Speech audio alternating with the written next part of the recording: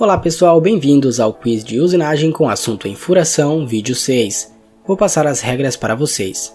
Primeiro vou ler a pergunta, depois vou dar 5 segundos para a resposta, vou explicar a resposta e então passar para a próxima pergunta.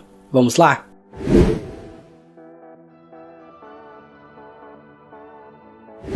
Pergunta número 1. O que deve ser feito antes de executar a furação em mergulho?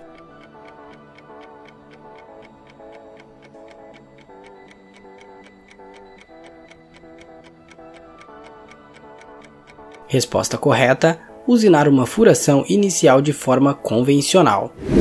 Para melhor estabilidade, use broca o mais curta possível. Use refrigeração interna somente para assegurar um escoamento eficiente de cavacos. A faixa máxima do passo é 70% do diâmetro da broca. Isto proporciona uma relação eficiente entre cavidade e criação, enquanto garante que nenhum núcleo de material seja deixado na cavidade. Antes de executar a furação em mergulho, um furo deve ser usinado de forma convencional para iniciar a criação da cavidade. É vantajoso usinar 2 furos e mergulhar entre eles. Isto deixa espaço suficiente para o escoamento de cavacos.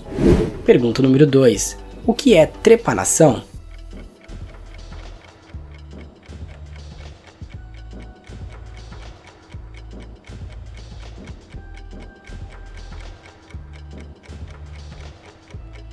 Resposta correta: técnica para furos grandes.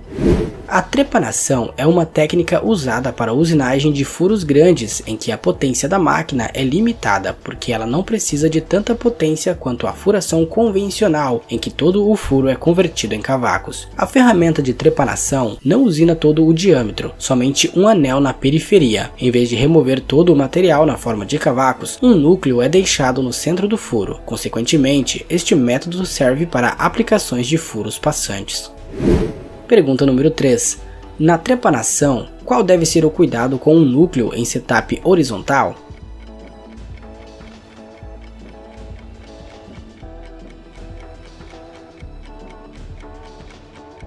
Resposta correta: para que não caia e cause lascamento. Quanto ao setup vertical, durante a operação de trepanação, o núcleo cairá enquanto a broca atravessar a peça e não causa qualquer problema. Quanto ao setup horizontal, os núcleos longos e pesados podem precisar de um suporte para evitar que caiam e causem o lascamento na pastilha interna. Em broca rotativa, onde é preciso a fixação do núcleo, faça um furo no núcleo e coloque um pino guia para evitar que o núcleo caia. Se a broca for montada com um suporte de núcleo, ela deverá ser montada com as cápsulas posicionadas no eixo vertical e a pastilha periférica para baixo. Pergunta número 5. O que é furação de pacotes?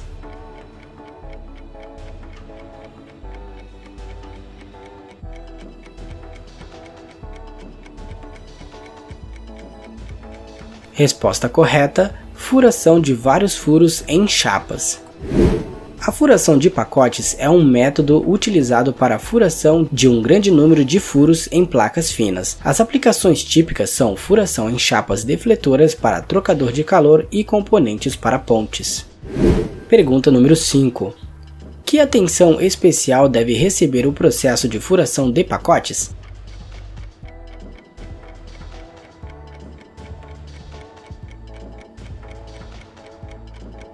Resposta correta: minimizar as folgas e nivelar irregularidades. Minimizar a folga entre as placas é crucial para o sucesso da furação de pacotes. Isso pode ser feito pela fixação e soldagem das placas juntas. Uma prática comum é colocar papel industrial entre as placas para nivelar todas as irregularidades e amortecer as vibrações. A força axial é muito alta durante o processo de furação. Os suportes de fixação são um fator importante. Se a folga não for reduzida, os discos de saída podem se mover ao longo das placas e serem cortadas novamente, o que danifica a ferramenta e as placas tendem a maior deflexão e podem retornar quando a broca sai do corte, danificando o furo e a ferramenta. Pergunta número 6. O que é furação não rotativa?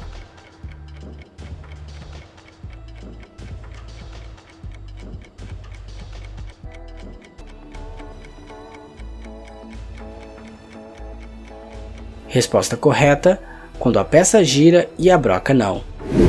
A furação não rotativa é quando a peça gira e a broca não gira. Quando usar este método, é extremamente importante garantir que a broca esteja alinhada com a linha de centro da máquina para evitar problemas como os problemas de quebra. Pergunta número 7. Qual a recomendação de alinhamento para a furação não rotativa?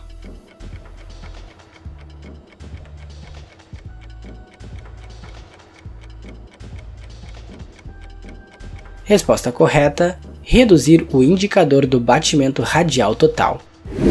Reduza o batimento radial da ferramenta, ou o TIR, que é o indicador do batimento radial total, para melhorar o desempenho.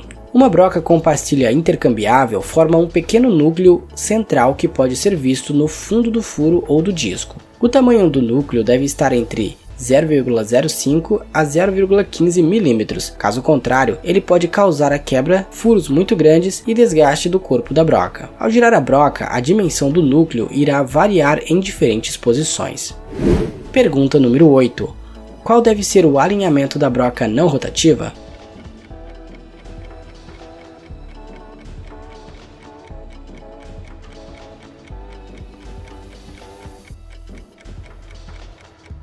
Resposta correta: paralelo ao eixo do fuso. O alinhamento da broca deve ser paralelo ao eixo do fuso. Caso contrário, o furo pode ficar muito grande, muito pequeno ou afunilado. A medição pode ser feita com um relógio comparador junto com uma barra de teste. É muito importante que o alinhamento esteja zerado. Pergunta número 9. Como verificar o alinhamento da máquina com brocas com 4 planos?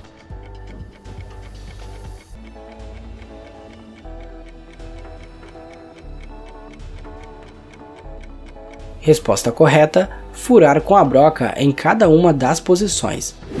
Use uma broca com 4 planos uniformemente posicionados ao redor da haste da broca. Faça furos com a broca montada em cada uma das posições dos 4 planos, 0 graus, 90 graus, 180 graus e 270 graus. A medida do furo indicará a posição da pastilha periférica em relação à linha central da peça, que indicará a condição do alinhamento da máquina. Pergunta número 10. Como testar a deflexão da torre de um torno CNC?